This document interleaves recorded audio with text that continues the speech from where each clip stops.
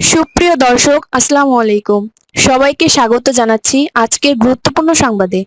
প্রথমেই জানিয়ে দিচ্ছি সংবাদ শিরোনাম, পরে বিস্তারিত। আমি প্রচুর টক শো শুনি, চেষ্টা করি আপনাদের জন্য তথ্য উপাত্ত কালেকশন করতে যে রাজনৈতিক দলগুলো কি কি ভাবছেন।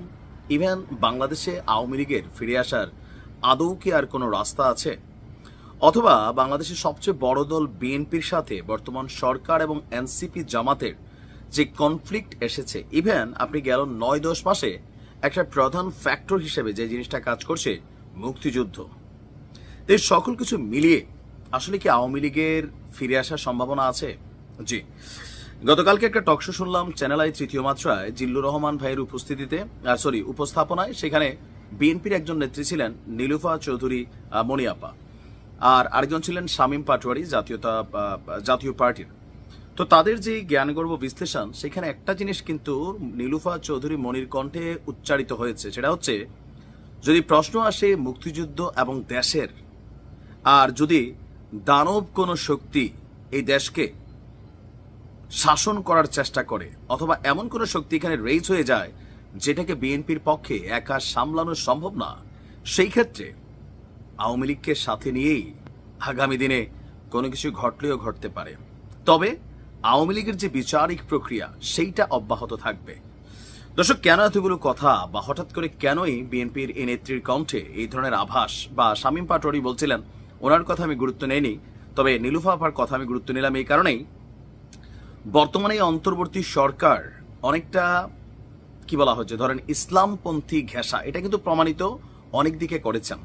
আর এটাতে বিএনপি মনে করছে যে এখানে ৭১ ইস্যুটা একটা অমীমাংসিত ইস্যু হিসাবে কাজ করে যাচ্ছে। ইভেন গেল কয়েকদিন আগে যেই ডায়লগ থেকে সরকার পতনে শুরু হয়েছিল যে তুমি কে আমি কে, রাজাকার রাজাকার, এই রাজাকার মানে ৭১ যেই মুক্তিযোদ্ধা বিরোধী শক্তি ছিল রাজাকার, তারা না, এই রাজাকার ছিল একটা আইকনিক ওয়ার্ড, যেটা শেখ হাসিনার বিরুদ্ধে তৎকালীন প্রেক্ষাপটে বিএনপি বলেন, আমজনতা বলেন, ছাত্রছাত্রীরা বলেন ব্যবহার করেছে। গেল কয়েকদিন আগেও ঢাকা ইউনিভার্সিটিতে আপনাদের খেয়াল থাকার কথা যে শেখ হাসিনার আওয়ামী লীগ নিষিদ্ধের পর একটা মিছিল সমাবেশ হয়েছিল, যেখানে আওয়াজ উঠেছিল গোলাম আজমের বাংলায় আওয়ামী লীগের ঠাঁই নাই। আর সেটা নিয়ে উপদেষ্টা মাহফুজ একটি স্ট্যাটাস দিয়ে 3 মিনিটের মাথায় তিনি সরিয়ে দিতে বাধ্য হন, কারণ জামাত ইসলামের সাথে কনফ্লিক্ট এখানে তৈরি হয়ে গিয়েছিল। গেল কয়েকদিন আগে আবার তিনি এই ধরনের শব্দগুলো ব্যবহার করে বিভাজন না করে একটা জাতীয় ঐক্য গড়ারও আহ্বান জানিয়েছিলেন। তার মানে যে সরকার এত বড় একজন শক্তিশালী উপদেষ্টা, তিনিও কিছুটা কনসার্ন করছেন যে সম্ভবত একটা শক্তি রেইজ করছে, যেটা বিএনপি প্রতিনিয়ত বলার চেষ্টা করছে, বর্তমান বাংলাদেশকে, ডক্টর ইউনূস সরকারকে প্রভাবান্বিত করছে একটা শক্তি, যারা বেসিক্যালি ৭১ এবং মুক্তিযুদ্ধের বিরোধী শক্তি হিসাবেই আসলে আবির্ভূত হচ্ছে। ইভেন বিএনপিকে ভারতের সাথে ট্যাগ দেওয়ার যে রাজনীতি, বা রয়ের সাথে ট্যাগ দেওয়ার যে রাজনীতি, সেটাকে বিএনপি মনে করছে এই কাজগুলো পাকিস্তানপন্থী চিন্তা ভাবনা বা তাদের অনলাইন ন্যারেটিভ যারা দাঁড় করাচ্ছেন তাদেরই কাজ সুকৌশলে।